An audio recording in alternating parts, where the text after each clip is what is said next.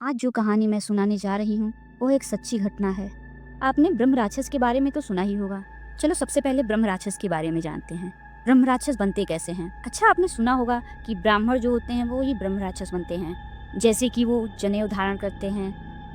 अगर उस टाइम उनकी मृत्यु हो जाए या फिर बहुत ज्ञानी पंडित जो होते हैं उनकी कोई अधूरी इच्छा होती है जो पूरी नहीं होती है, वह मरने के बाद ब्रह्म राक्षस बनते हैं। आइए ऐसे ही एक सच्ची घटना को जानते हैं। बिहार के बक्सर डिस्ट्रिक्ट में एक गांव है जिसे उपाध्याय टोला कहते हैं। वहाँ पर बेसिकली सब उपाध्याय ही रहते हैं। वहाँ एक पंडित रहते थे जिसका नाम रमाकांत जी था, जिनके 2 बेटे थे और वो गांव से थोड़ी दूर पे ऐसे झोपड़ी लगा के रहते थे। उनकी घर की हालत कुछ ठीक नहीं थी। कुछ दिनों में उनके बड़े बेटे की आर्मी में नौकरी लग गई। धीरे धीरे सैलरी आने लगी और इनकी स्थिति सही होने लगी। ऐसे ही चल रहा था। एक दिन रमाकांत जी ने बोला कि हमारा घर बहुत छोटा है, हमें गांव के अंदर एक घर ले लेना चाहिए। उन्होंने अपने बड़े बेटे से बात किया। बेटे ने बोला हाँ ठीक है पापा, ले लेते हैं। वह गांव के अंदर गए और पता किया। वहाँ एक घर था जो बिकने वाला था। काफ़ी पुराना तो था, ब्रिटिश के ज़माने का, जिसमें शायद अंग्रेज वगैरह रहते थे। काफ़ी टाइम से वो खाली पड़ा हुआ था और किसी का मालिकाना हक था उस पर, तो वो बेचना चाह रहे थे। रमाकांत जी और उनके बेटे गए और बातचीत करने के बाद डील फाइनल कर लिया और कुछ पेमेंट कर दिया। उसके बाद वह एक दिन टहल रहे थे, तभी उन्हें एक महात्मा दिखे। वो महात्मा उन्हें देखकर रुक गए।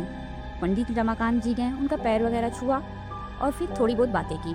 महात्मा जो थे वो बोले कि कोई भी नया काम करने से पहले बड़े बुजुर्गों से पूछ लेना चाहिए, ऐसे ही कोई काम नहीं करना चाहिए। रमाकांत जी के मन में कुछ ऐसा हुआ, लेकिन उन्होंने ज़्यादा ध्यान नहीं दिया। वो उनका पैर और छू के घर आ गए। कुछ दिनों बाद उन्होंने उस घर में रहने की सोची। उन्होंने बड़े बेटे को बुलाया और उस घर में एक सत्यनारायण भगवान की पूजा रखवाई, जिसमें गांव के कुछ लोगों को, पंडित को, सबको इनवाइट किया। उसके बाद वो घर के अंदर गए। घर के बरामदे में एक बड़ा सा पीपल का पेड़ था, जो खिड़की खोलने के बाद पूरा अच्छे से दिखा करता था। उसके बाद वहीं आंगन में उन्होंने सत्यनारायण भगवान की पूजा करवाने के लिए सबको बैठाया। हवन करने के लिए सभी पंडित बैठ गए और सब श्लोक पढ़ना स्टार्ट किए। तभी उन्हीं के साथ साथ एक और आवाज़ पूरे हॉल में गूंजने लगी। बहुत मीठी आवाज़, जैसे बोल सकते हैं देवी का आवाज़ हो। आवाज़ ऐसी थी कि सब झूम उठे। वैसे अच्छे तरीके से संस्कृत में श्लोक बोल रहे थे, मानो दिल को बहुत भा रहा था। तभी वो सारे पंडित बोलते बोलते रुक गए।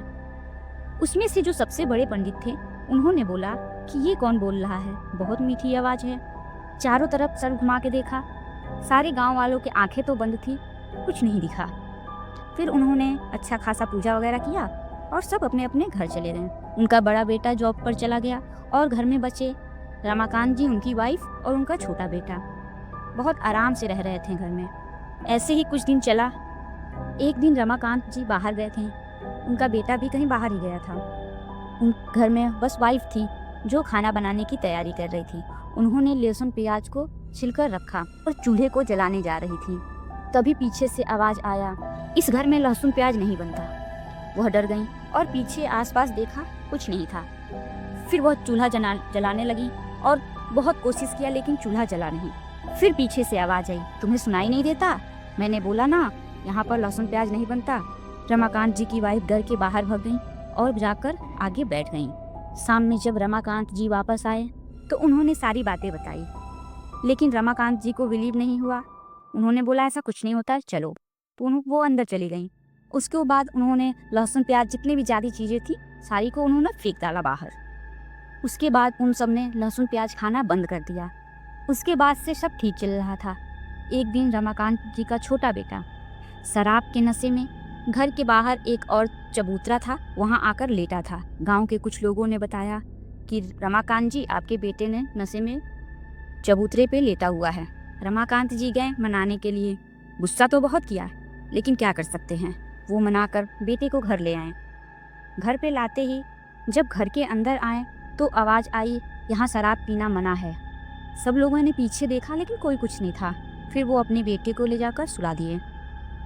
रात में जब उनकी वाइफ उठी, 3 साढ़े 3 बज रहे थे, वहाँ आंगन के पास गई तो उनका बेटा उसी पेड़ के तने से फांसी लगाकर लटका हुआ है। वो बहुत तेज चिल्लाई और बेहोश हो गई। तभी रमाकांत जी उठ के आए और उन्होंने देखा और चिल्लाया। उसके बाद सब रोने लगे।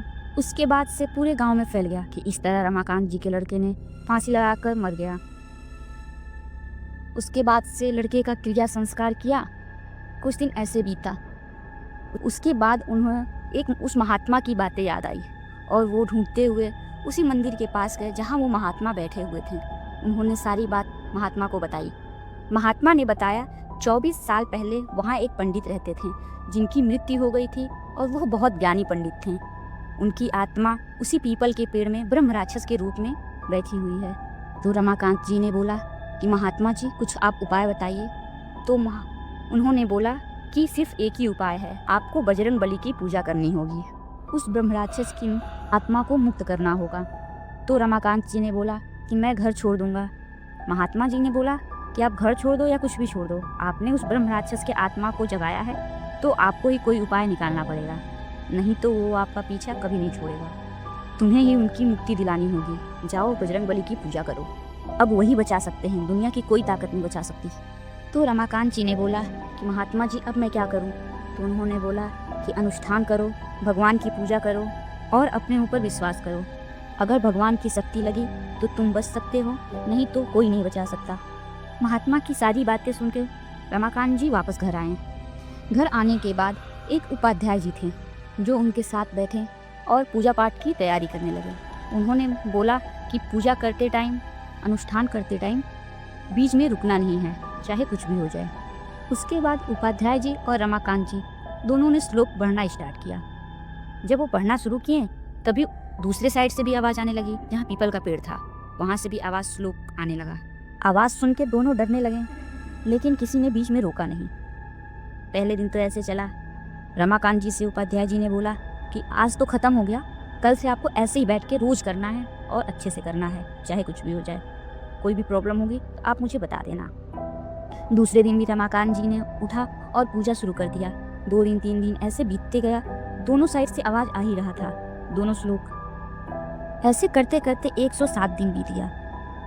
107 दिन तो कुछ नहीं हुआ। 108वां दिन उनको पूजा करते टाइम ऐसा लगा कि उनके पीछे कोई खड़ा है। वो पीछे मुड़ के देखें तो एक आदमी बैठा हुआ था, वही ब्रह्म राक्षस था। और ब्रह्म राक्षस के 2 सींग निकले हुए थे, पूरी बॉडी पे खून लगा हुआ था। और ब्रह्म राक्षस ने कुछ संस्कृत में बड़बड़ाया। उसके बाद रमाकांत जी बेहोश हो गए। कुछ देर बाद उनकी वाइफ आई और उठाई तो उन्होंने बताया कि ऐसे ऐसे चीज़ें हुआ। उन्हें कुछ समझ नहीं आ रहा था। फिर ध्यान आया उस साधु का, वह उसके पास गए, लेकिन वह जाने के बाद साधु को बहुत ढूंढा लेकिन वो नहीं मिले। तो वापस घर आ गए परेशान होकर। और उसके बाद खाना खाया और सो गया। कुछ देर बाद उन्हें सपना आया कि वो पीपल के पेड़ के पास खींचे चले जा रहे हैं। सुबह जब नींद खुली तो वो पीपल के पेड़ के पास गए और उन्हें ऐसा कुछ फील हुआ कि हमें अब पीपल के पेड़ के नीचे ही बैठ के पूजा करनी चाहिए। उन्होंने सारा सेटअप किया और वहाँ बैठ के अनुष्ठान करना स्टार्ट कर दिया। जब वो श्लोक स्टार्ट की तभी उनकी नज़र अचानक पीपल के पेड़ पे गई। वही ब्रह्म राक्षस बैठा हुआ था जो उनको घूरे जा रहा था। रमाकांत जी की हालत पूरी खराब होने लगी थी। वो डर गए थे, लेकिन उसके बाद भी उनका निश्चय दृढ़ कि उन्हें पूरा करना ही है, चाहे कुछ भी हो जाए। उसके बाद उन्होंने अनुष्ठान पढ़ना स्टार्ट किया। इधर ये श्लोक पढ़ रहे थे, उधर से ब्रह्म राक्षस भी श्लोक पढ़े जा रहा था। पहले तो आवाज़ सिर्फ रमाकांत जी को सुनाई देती थी, लेकिन अब वो आवाज़ सबको सुनाई देने लगी थी।